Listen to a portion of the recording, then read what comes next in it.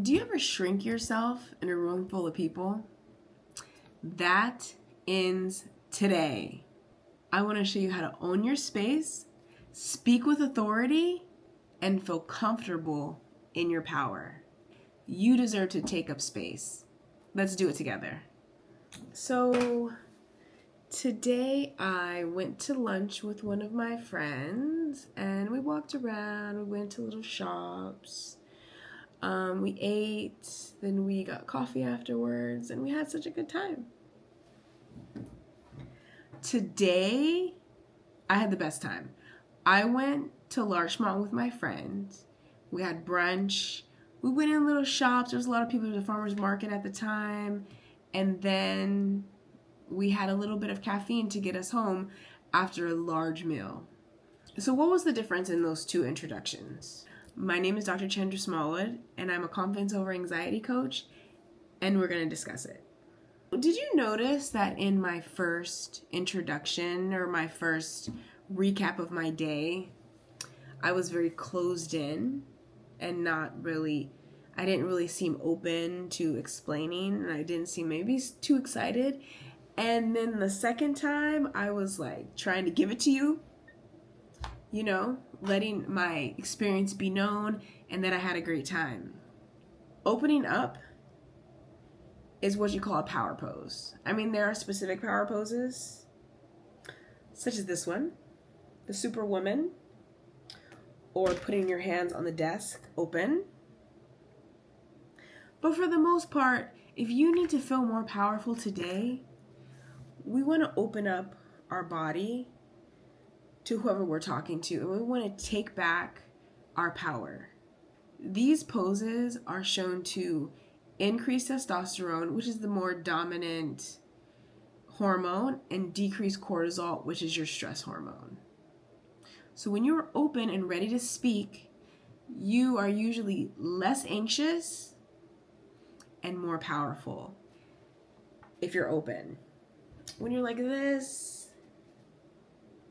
you see, it's a big difference. Like if you saw me sitting just like this, what would you think? So today, let's talk about not playing it small. So when you play it small, you tend to not give yourself as much credit for anything really. Like someone may give you a compliment, they may say, "Oh my God, I like your shirt. Oh, I got this from Target, from the clearance bin, it was $2. But thank you." Instead of saying, "Thank you so much, I love it." Or you may have a time at work or somewhere that you want to move up in, and you have a missed opportunity because you played it small, you didn't ask the questions. You have unspoken ideas that are probably fabulous, yet you don't want to let anyone know. And you may go to different situations where you network, meet people, and you miss networking opportunities when you don't want to open up and be free to talk to others. So this is leading to less money in life, less relationships, less connections, just all in all, a decrease. This decrease can lead to self-sabotaging behaviors, such as letting go of leadership roles that you may want, staying silent in meetings, or deferring decisions to others. Have you ever felt that you wanted something, but then someone else spoke up before you, or you didn't speak up at all, and then you got the complete opposite, and now you're stuck with that decision, but you never spoke up, so what can you do? Many times, there may be a time at work or in a social situation where someone is speaking to you in a very powerful pose. Like they may seem like they're towering over you, even if they're not taller than you. Sometimes when those things happen, we will match that with a more defensive pose because of lack of confidence. I was listening to the TED Talk by Dr. Amy Cuddy, and she talks about how body language can shape you. We want to make sure that when we are in a position where we want to level up in life, or we want to just increase confidence in general, that we are standing up straight, we are keeping our shoulders back, our head held slightly high, and having eye contact. Now, eye contact can be very cultural. In some cultures, it's not. In some cultures, it's seen as aggressive. It may be even frowned upon. For kids, it might be frowned upon. Some parents may not want their kids looking at other adults as a form of respect. But we all know, we notice when someone does not give us eye contact. And how do you usually feel about them? Like, it seems like they have something to hide, or their confidence is down, or you just may not be able to trust them because they haven't looked at you once in the eye. First impressions can be everything at times, and we want to make sure that we are strong enough in ourselves to make that first impression the best we can. If someone is giving us that powerful, confident, towering over us body language, we want to mirror the body language. We don't want to get smaller because someone is bigger in our presence. This may not just come naturally. This may be something that we have to work on or be very intentional about. If you have any networking events coming up, you may want to practice some power poses in the mirror or even in the bathroom while you're waiting for the party to start. This may take some time, and that's okay. I have definitely shied away from certain networking opportunities. One, because I'm an introvert, so it's not the natural space for me to be in. But also, you see people who are extroverted and they're in a space and they're talking to everyone and they have all these cards and they're meeting everyone. And it seems like they have so many interesting things to say. And so you may tend to cower in their presence, but only because you don't realize that even that you may have better things to say and you're just not confident about sharing them.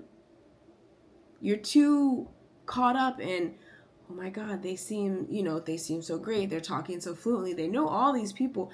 They may not have met anybody in the room. They just seem like they know everyone. You would be surprised that sometimes those people are not extroverted. They may be introverted just like you, and they are just opening up and seeing what happens. So I want to focus sometimes on millennials, especially millennial moms and women, because sometimes they're coming back into the workforce, right? You may have been home for a while, and now you want to get out again, or your kids are getting older now. As a millennial, we all have different ages of children, right? Like, my children are very, very young. So I'm going to spend more time with them right now than go out. But I have friends who have kids that are in college. My sister, for instance, one of them, her kids are, well, two of them are out of high school. One of them is in high school, but they will be done soon. And so she feels after that happens, she can kind of restart her life in a way. So with that being said, she's kind of entering back into like the workforce, into networking, into being around others. And even though she's a super confident person, she may have to intentionally think about these things as they become more confident. So if you're a mom or a woman who wants to restart their career or even pivot, this is for you, because you may be interviewing, you may be going into situations where you're going to be meeting new people and you may feel judged. So you want to exude as much confident body language as you can, as well as speaking with authority. So when you speak with authority, you're relaying confidence, clarity, and credibility. You've lived life. That's one good thing about a millennial coming back into the workforce, or just period. You have lived life. You have so many experiences under your belt. You are such a well of knowledge and you don't even know it. Some phrases that are not speaking with authority are phrases that show uncertainty, such as, I think, or I'm not sure, but, or maybe. Instead, we want to replace this with direct statements, such as, I recommend, I have a solution, or I believe that this da-da-da. This makes people feel that you know what you're talking about and you can lead them somewhere. And especially in a work setting, that's what they want. I think when you think about your children and you think about how you direct them, you're confident in a parental role a lot of the times. So you will talk to them in a direct, confident manner. One, because you want them to be safe. Two, because you've done this, you've been there, you've lived, you've been a child before, you've been a teenager before, you've gone through what they've gone through, and you're confident, so you show it in how you speak. We need to do the same thing around other adults, even if it feels uncomfortable. You want to use a steady, controlled tone and pace in a conversation. If you speak too quickly, you kind of seem like you don't know anything. You kind of seem like you may be nervous. Like you don't know what to say and you're just like jumbling and word vomit all over the place.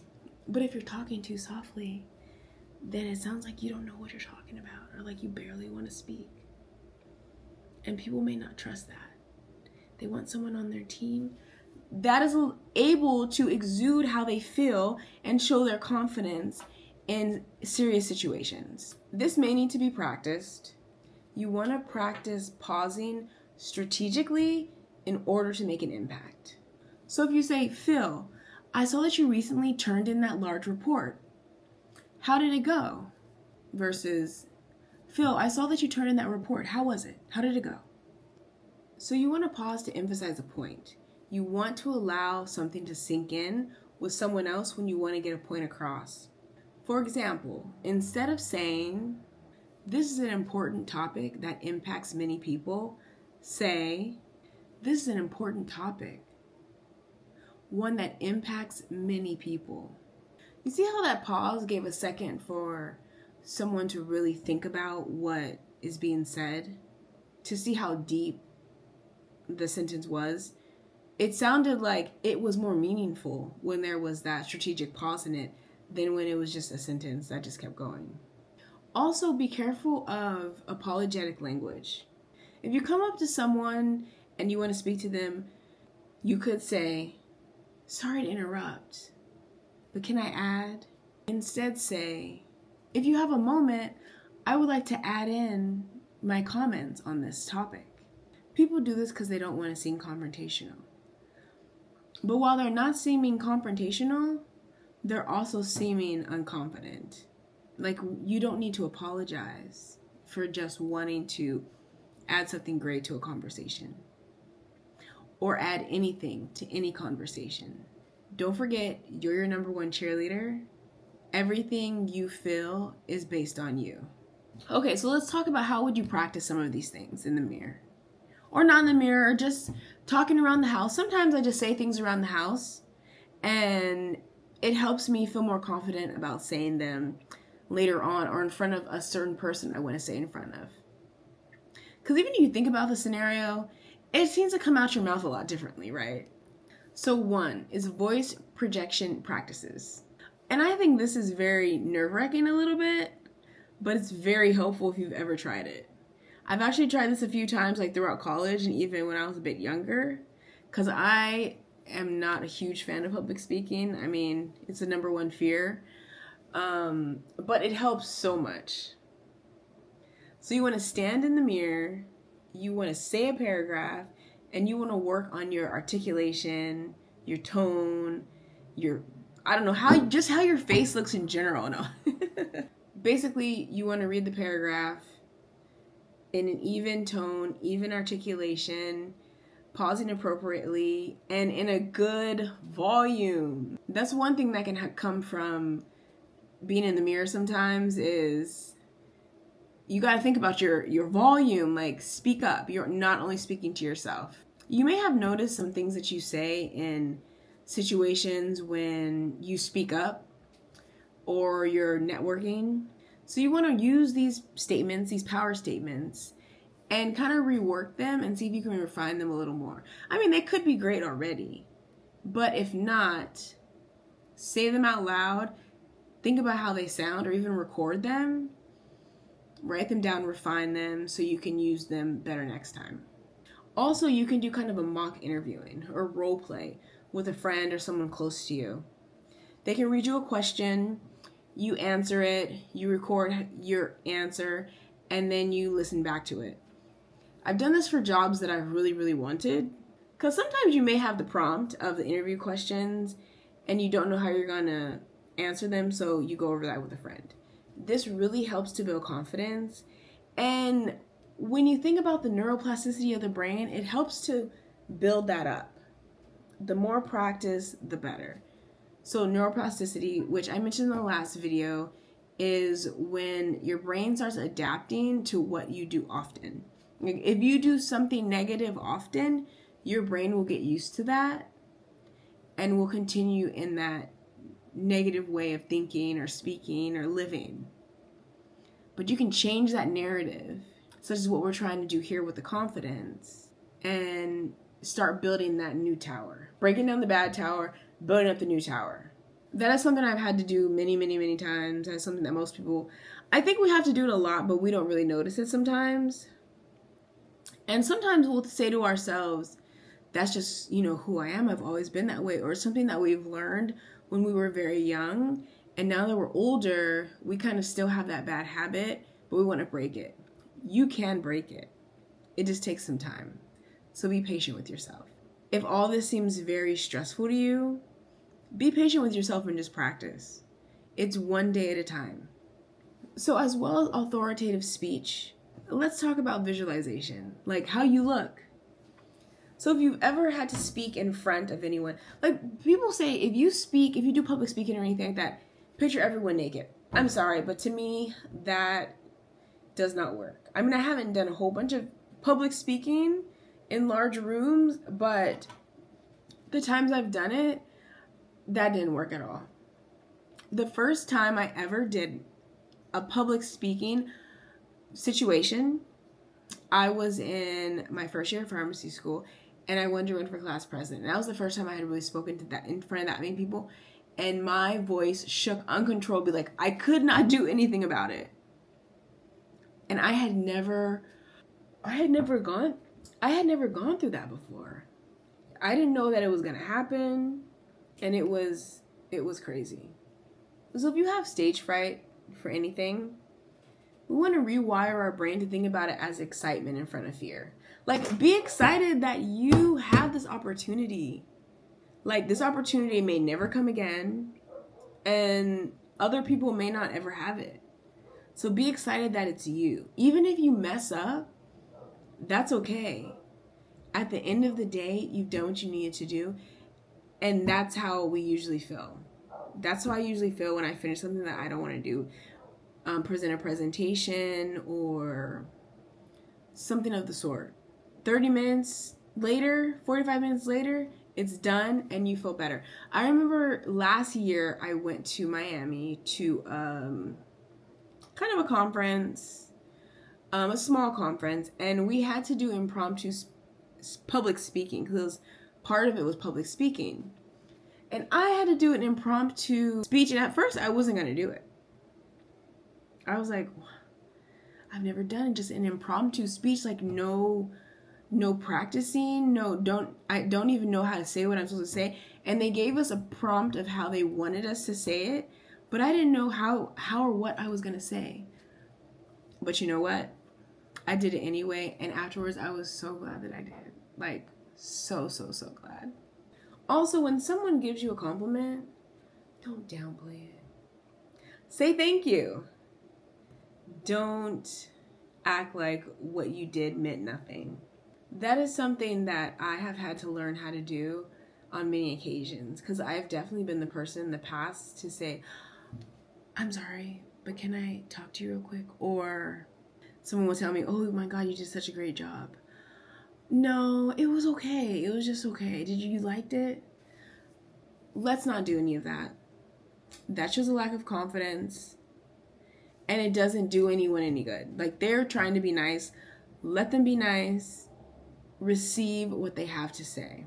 Especially in this world where so many people say negative things, receive the positive. There are many other exercises you could try. One of the things I recommend if you want to work on your visual ability is do this and record a video, post it, and see how you feel. To listen to yourself and to see yourself on video playing it back is powerful. Like, you can't deny certain things about it. Like, if something seems off, you can change it. You can redo the video, you can practice, you can do whatever you have to do, but at least you've had that. You're building that new tower in your brain. And that's how people really get better, right? You can't be amazing at anything the first time. No one is amazing at anything the first time. So let's go over some exercises. Let's go over some exercises that'll increase confidence in your speaking, your visualization, your overall presence in front of others when you want to take up space. No, don't walk into a meeting like this. That wouldn't work. You would look very confident and silly at the same time. So power pose practice. Practice a power pose in the mirror for 2 minutes. Really, a power pose could kind of be anything where you are spread out and open and feeling amazing. You want to kind of have a lean forward. You want your whole chest to be open. You want your head to be up, and you want to practice. This helps you feel more controlled before presentations, before speaking to people, even in parties. Even if you're a college student and you want to go to your first college party, stand in the bathroom doing the power pose. You'll feel better. You don't need a whole bunch of alcohol to feel confident. You can do it in the mirror. This may take some practice. This next one may take some planning, but you can do 30-second bold statements in front of a group of friends. I mean, really, you can do it in front of one friend, but maybe two. But talk about something for 30 seconds. Something that you enjoy, something that you're passionate about, something that you know about. Just be confident about and make bold statements. Be very honest about your opinion and how you feel. You can try a social experiment. Engage with 3 strangers daily. Ask them about themselves. Tell them about yourselves. You never know. You may meet a new friend. You can start off by making a compliment or asking a question or just having small talk. Maybe the two of you were just sitting in the same meeting and you want to just talk about a couple of things that you learned and how they felt about it. It's an easy way and a friendly way to practice and to get more confidence going for yourself before you go out into a more stressful situation. Or a situation that means more to you. It's the times when we care about what's happening that really affect our confidence because our anxiety tends to go up. Especially when we catastrophize and think, oh my God, something bad could happen. Which decreases our anxiety. We start overthinking all over the place. Next, self-record yourself doing a speech. That one is, I think even if you're just recording it for you, it can still be a little nerve-wracking. Which is funny, right? Because no one else would see it but you. But you want to make sure that when you do speeches, and if you pace around the stage, that you're pacing sideways. A couple steps to the right, a couple steps to the back. It's shown to show more confidence than pacing forward to back. You want to also listen to your voice. What do you sound like? Is your voice cracking? Does it sound like it's from the diaphragm, or does it sound like, yeah, here I'm here to talk about blah blah blah. Really analyze that and see how you can improve. Now, practicing these skills, practicing opening up and being able to take hold of your space and being confident taking hold of your space will take some time, but it's something that you can definitely get to in a reasonable amount of time. Give yourself a year. Where are you trying to be? What do you want to do? What space do you want to walk in? And people are like, wow, they're confident. Or wow, I want to know that person. You can actually try at your next event. So if you walk into a door, So you want to try to walk in and not put your back to the crowd. Walk in, open the door, look around the room, smile, close the door behind you. Or leave it open even. No, just kidding. Close the door behind you and walk into the room confidently. Sometimes I've made the mistake of doing the opposite, but because I was looking for someone or meeting someone. Or when I've known that it was their group of people, their group of friends, and not mine, and I would just kind of lose my self-awareness of who I was, because I'm like, oh, these are their friends. It doesn't really matter, like, what I look like. But take up space whenever you can, because you never know when there's an opportunity for you. If you have had any kind of self-doubt in this video, or you feel it now, grab it, take hold of it, and throw it away. Get rid of it. Doubting ourselves is going to decrease our anxiety. Is going to decrease our confidence. Doubting yourself will increase your anxiety going into a situation where you want to succeed. That is 100% for sure. Let's shift our mindset and increase our frequency to the goodness of what could happen if we can just take hold of what we want. So I mentioned Amy Cuddy earlier. So she said, don't fake it till you make it. Fake it till you become it. You can be what you want to be and who you want to be, but you may have to really think about it at first until it happens naturally. So you may want to use some affirmations. Some people say the affirmations are lies you're telling yourself, but honestly, it does not hurt to tell yourself positivity every day. It's better than telling yourself negativity every day. I am worthy of being heard. I have great ideas, and you probably do have great ideas. I am an asset to this company. My voice is powerful. If you say these things every day, there's no negativity to any of that. There's only positivity. You might as well try it. You can develop a confidence mantra. You can say, I am confident today. I am going to be confident today. I'm going to have a great day. I'm going to show who I am. All of that. Anything you want to say. Any way that helps. You can do it, and that's okay. As long as you're working towards your goal. Fake it till you become it. If you have to hype yourself up, power posing and mantraing and affirming yourself, for a few minutes before a big presentation or even a small talk with friends, if you're not a super social person, then that's okay. Try it out. See how you feel. See if it makes a difference. I bet it will. And always congratulate yourself on your wins. That's one thing that we don't always do. And that's one thing that is proven to increase confidence. If you keep winning and you keep winning and you keep winning, you start feeling better about it. Right? So even if it's a small win, acknowledge it. Acknowledge it. I acknowledge a win today because I have 2 small children, and sometimes on the weekends I don't want to leave the house because I am tired. But today I had some energy, so I went out. And that was a win for me. I got to see my friend. I got to be in the beautiful sunshine. And it was amazing. And we just talked and talked and talked the whole time for hours. And it was great. So in the second video in this confidence series, this was opening up and taking up space and not playing it small. I want to kind of summarize and add some extra points to the end of the video. Because we want to implement confident behaviors whenever we can. Volunteering to help. Speaking first in meetings. Making eye contact with the decision makers. When you're around them, go say hello. Make eye contact when you speak. Don't look down and shake someone's hand. In some cultures, that's a sign of disrespect.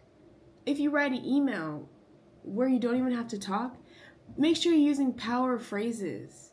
You're not using the maybes or the I hope so or I think.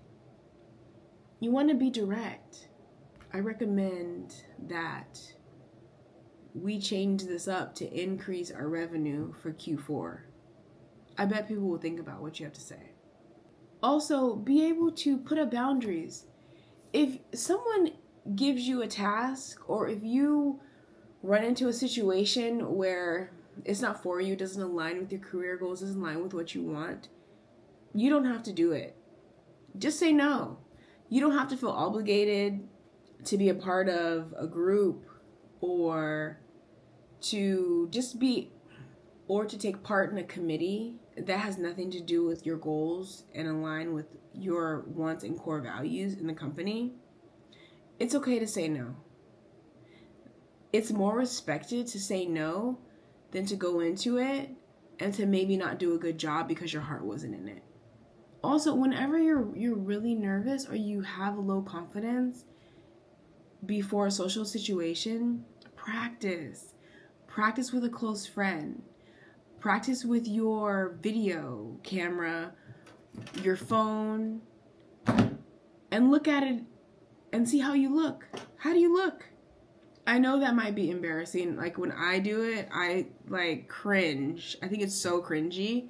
It's so cringy, but it's so helpful. I bet you if you do it 3 to 5 times, you will feel so much better.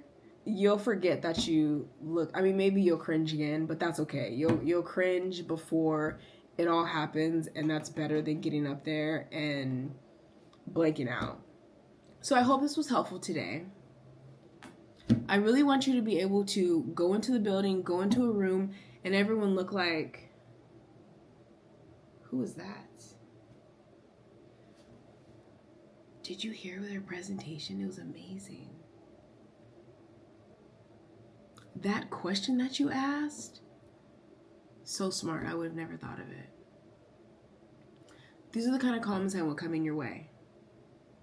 Please, if you have any questions or concerns, let me know. I hope this helps. My name is Dr. Chandra Smallwood. I'm a confidence over anxiety coach, a mom, a millennial, a pharmacist, so many things. I hope everyone is having a great day, and drop in the comments below if there are any other ways that help you increase your confidence before a big presentation or going into a space of your peers where you need to feel confident. Have a great day.